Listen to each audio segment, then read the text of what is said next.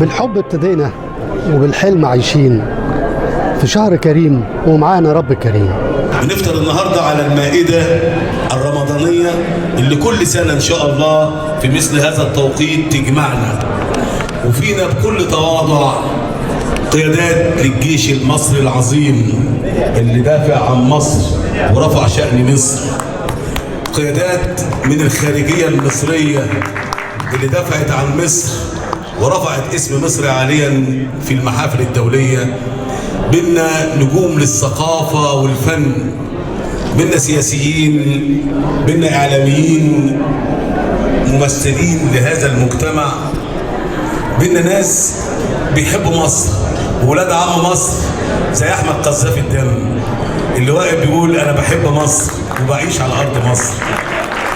بينا القمص والأنبا والناس اللي بتحب هذا البلد والبلد في دمها. تحية خاصة للسادة السفراء اللي وزعنا عليهم كلمة مكتوبة.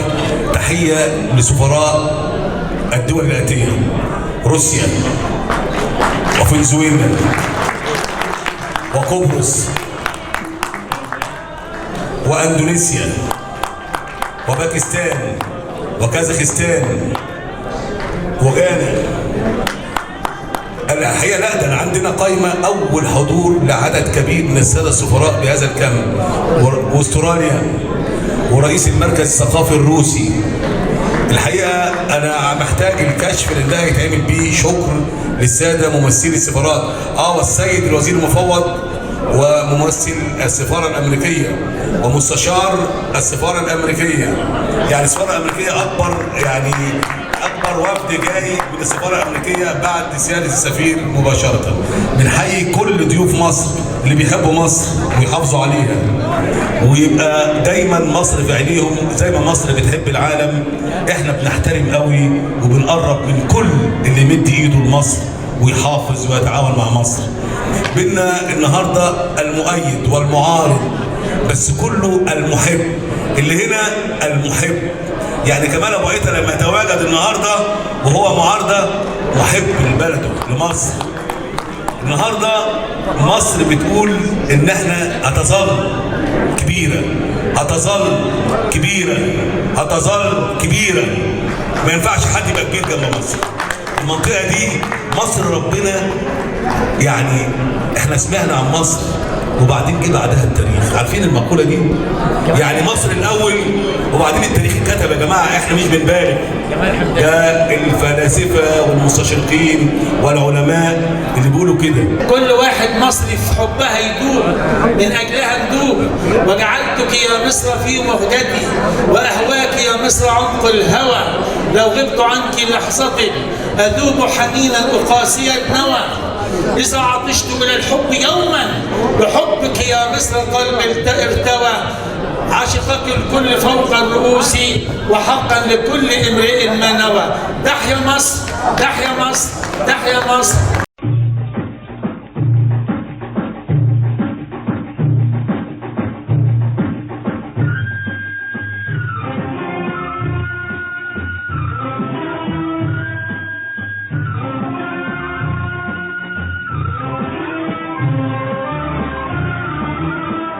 أنا سعيد أن ألتقي مع هذا الحشد الكبير في هذه الليلة المباركة من شهر رمضان. أخونا الفضالي رجل فاضل يقوم بدور مهم في ارتقاء العمل الشعبي وربط العلاقات مع الدول الأخرى والشعوب. مواقفه معنا لن أنساها، ولذلك أنا هنا وسعيد أن ألتقي هذا الحشد الكبير من الشخصيات العامة والسفراء والأدباء والثقافيين. أهنيكم بشهر رمضان، وأتمنى للشعب المصري الازدهار والتوفيق في حياته، وشكرا. ماذا عن رمضان في كازاخستان؟ نفس التقاليد في كازاخستان. نحن نحتفل هذا الإفطار بمعنى أوزاشار.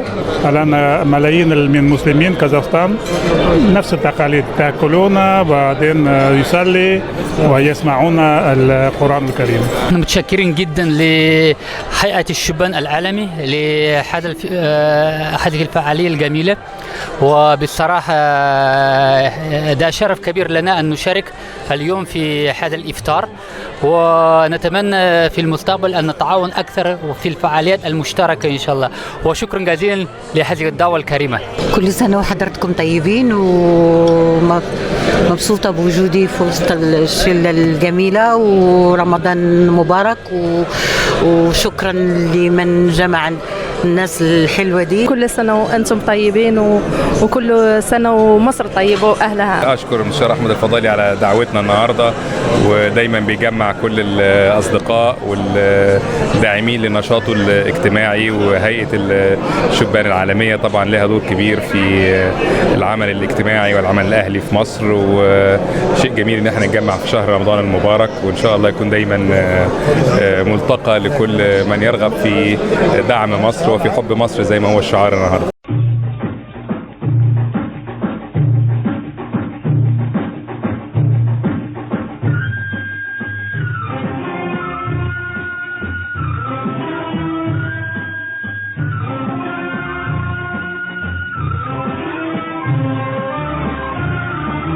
جمع وكوكبة جميلة جدا من أهل السياسة والفن والاقتصاد والوزراء والدبلوماسيين، وشيء جميل.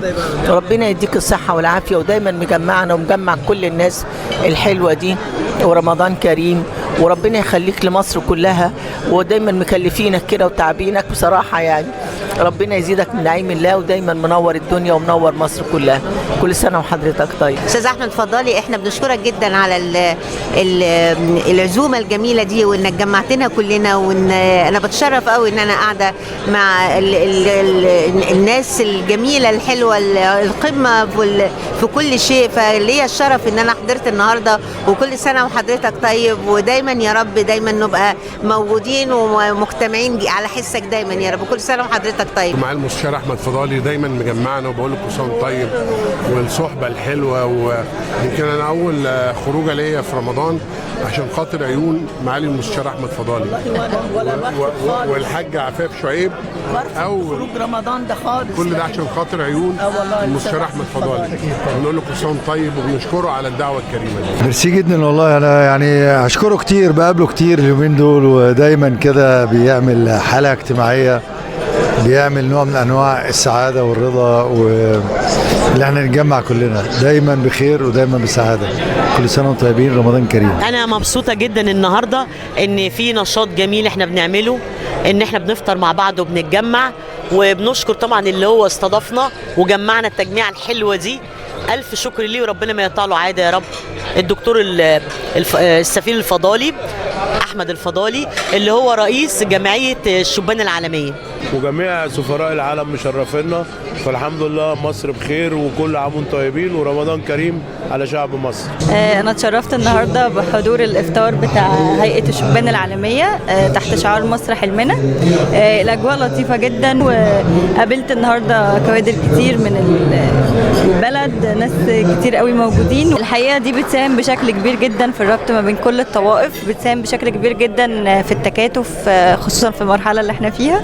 فعايزين نكتر من الأجواء دي، وعايزين نكتر من المناسبات دي اللي بتخلينا نتكاتف كلنا ونتعاون في الإيد واحدة. في حب مصر، حلمنا ان احنا نكون مصر واحدة زي ما هي كانت طول عمرها، وبين الدول العربية هي سند الأمة العربية والإسلامية. وكل سنة وحضراتكم طيبين تحت قيادة الرئيس عبد الفتاح السيسي. إن شاء الله ننطلق نحو الجمهورية الجديدة التي ننتظرها جميعا، والتي تستحقها مصر في المرحلة الحالية.